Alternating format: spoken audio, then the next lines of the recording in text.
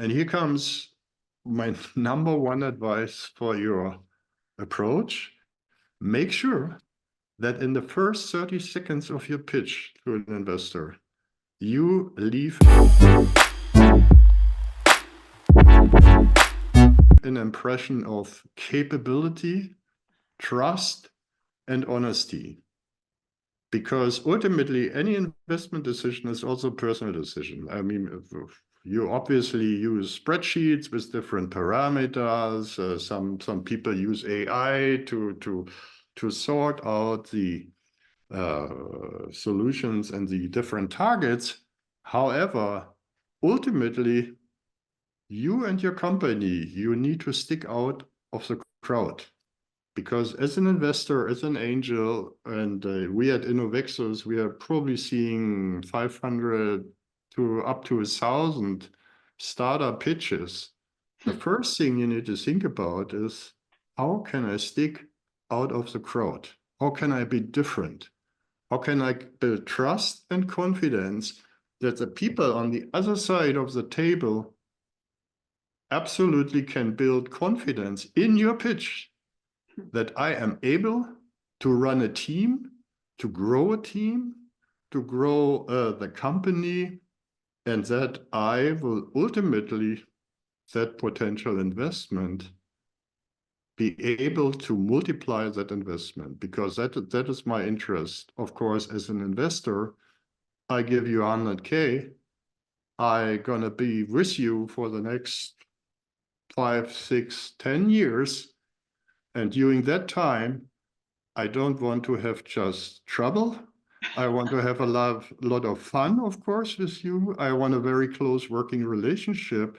But at the end of the day, I want to make sure that my 100K have not been eroded, but maybe become 10 million.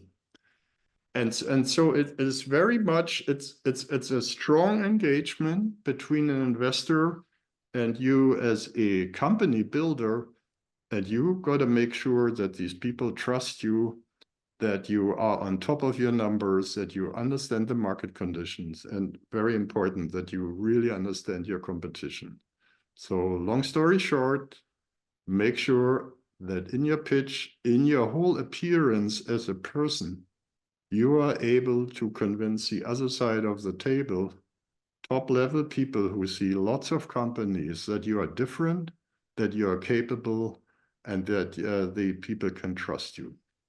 Yeah, and I think it's important to really, therefore I like your approach, Ricky, that you think about the daily, because that happened to me. I have a long career, 30 plus years in corporates. What you typically do, and that is a very bad habit, you open your email and you open your iPhone and you look at messages, and suddenly it's lunchtime and you have not worked on your number one goal. So the most important thing, even if you don't meditate in the morning at 5 o'clock like Steve Jobs did, take your time to really think and make a plan how you can move forward on this number one tip every day. Can you work on your personality, on your appearance, on your presentation skills? So before you dive into the day-to-day craziness job, think about that first. And of course, think even more often about your clients, because ultimately investors are becoming extremely interested to invest you if your customer base is growing like crazy and the customers are paying you on a repetitive base, and your ARR is growing, your MRR is growing, your customer acquisition cost is low, and things like that. My advice would be, if you're in a pitch session, and typically when you, let's say, go to venture capitalists, for example, you have group of people sitting at the table. Never make the mistake to also sit on the table as the one who wants to sell. You gotta be standing, and you need a story in the beginning. Again, the first 30 seconds, if you meet a person, are the most important one, because then the rest of the audience decide whether they should listen to that individual or not. And they typically are clocked throughout the day. They see like 20 startups every day. So you have to think about an appearance, a story, maybe from your experience. It could be even your own reason why you are coming up with that solution. So that make that presentation somewhat personal. That's my experience. But this sometimes gives a hook, you know. And there's just one more thing which I can absolutely subscribe to that piece of advice. Also for my own career, I mean, I had presentations to all kinds of people. Largest one was like to 5,000 people or something like that. You gotta rehearse. You got to rehearse.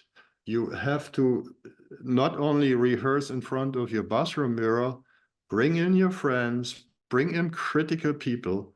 If you have an important pitch to deliver, make sure that you got all the shit already in front of the real thing. Yes. Yes. You got to rehearse, because sometimes I see people who are actually reading the slides and then, oh, I just got it last night and my colleague was working late. That's a story I'm not interested in. You are there, you want the money, you're the leader of the company, you're gonna sell your damn thing or you are out of the room immediately. How can I be different, basically? How can I be different? Because gazillions of messages are hammering onto the people, and typically investors, including angel clubs or VCs, I mean, they're getting hundreds of messages. So you got to find this thing.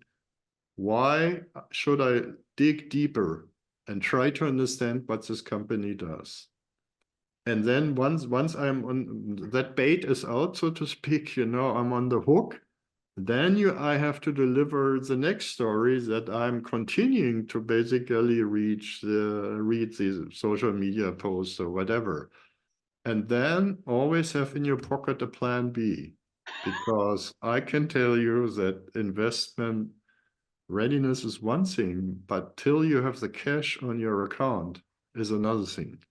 And it will always take longer than you want, Yes. especially during these times of inflation and multiple crises on the planet and whatever. So think about how you can basically extend your runway. And therefore, I'm back to my initial advice, you know, bootstrap as long as possible and plan to build your investment scenario with different stakeholders at least 12 months before you actually need the money, because it will take that time. And it will take time to also build the personal connection and trust to the potential investors. I mean, angels is probably easier and they make decisions faster. But to get, let's say, a cold investment from a cold VC is mission impossible. You have to build at the same time where you work on your investment readiness and you rehearse your pitch and tune the pitch and work your solution. Make sure that your team runs in the right direction, so to speak. You also need to build your little ecosystem of potential investors, and you kind of need to warm them up to the fact that there's investment necessary in half a year. Okay, so you make contacts, you build your own ecosystem.